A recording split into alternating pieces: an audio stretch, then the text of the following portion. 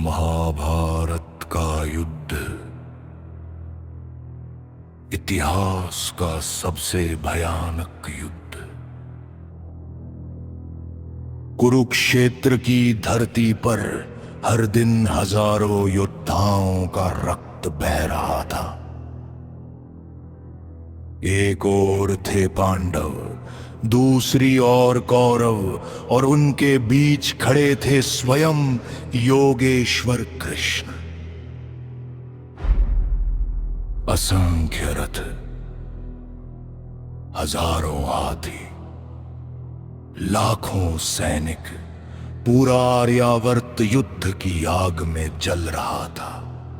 लेकिन इस महायुद्ध के बीच एक ऐसा राजा भी था जो न तो किसी पक्ष से युद्ध कर रहा था और न ही किसी से द्वेष रखता था। वो था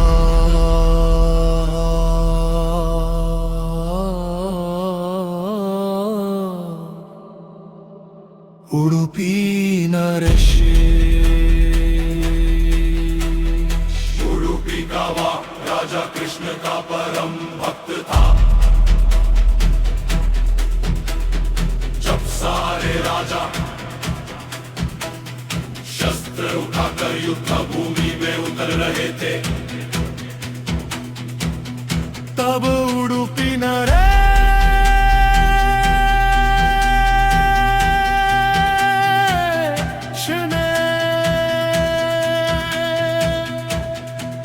एक अलग सेवा चुनी।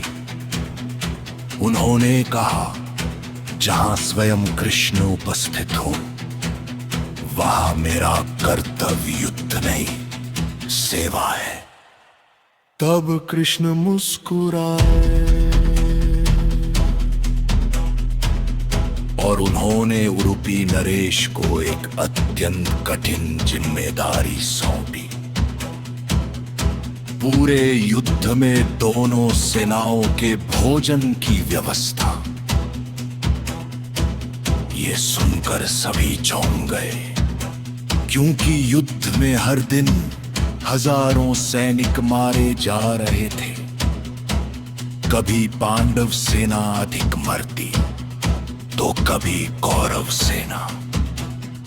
ऐसे में अगले दिन कितने सैनिक जीवित रहेंगे, ये कोई नहीं जान सकता था।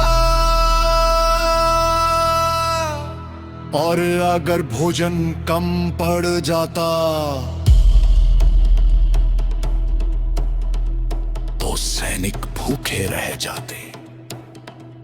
अगर अधिक बनता तो अन्न का अपमान होता।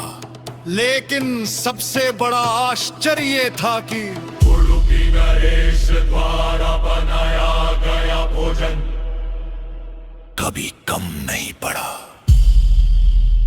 और कभी बचा भी नहीं। हर दिन ठीक उतना ही भोजन बनता जितनी आवश्यकता होती। ये बात पूरे कुरुक्षेत्र में फैल गई। सभी सोचने लगे, उडुपी नरेश को कैसे पता चल जाता है कि अगले दिन कितने सैनिक जीवित रहेंगे। भीम भी ये रहस्य जाना चाहते थे। एक रात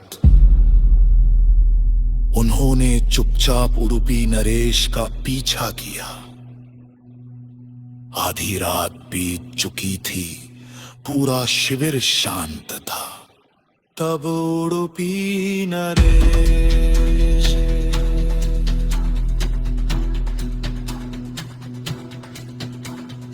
धीरे धीरे कृष्ण के तंबू की ओर बढ़े। उन्होंने देखा कृष्ण अकेले बैठे हुए हैं। उनके सामने मूंगफली के कुछ दाने रखे थे। कृष्ण एक एक दाना खा रहे थे।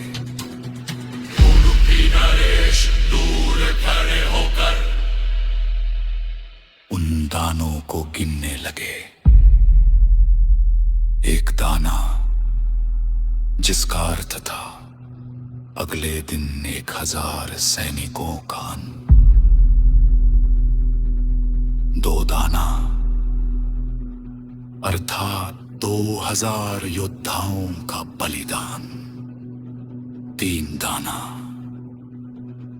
यानी 3000 प्राण अगले दिन कुरुक्षेत्र की मिट्टी में समा जाएंगे।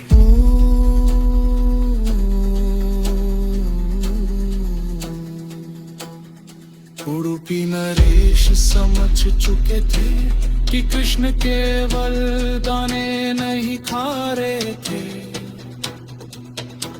वो आने वाले मृत्यु के लेखे को देख रहे थे। और फिर उडुपी नरेश ने वही हाथ जोड़ लिए और वापस लौट गए। अगले दिन युद्ध समाप्त होने के बाद ठीक उतने ही 1000 सैनिक मारे गए। जितने दाने कृष्ण ने खाए थे, भीम ये देख कर स्तब्ध रह गए। अब उन्हें समझ आ चुका था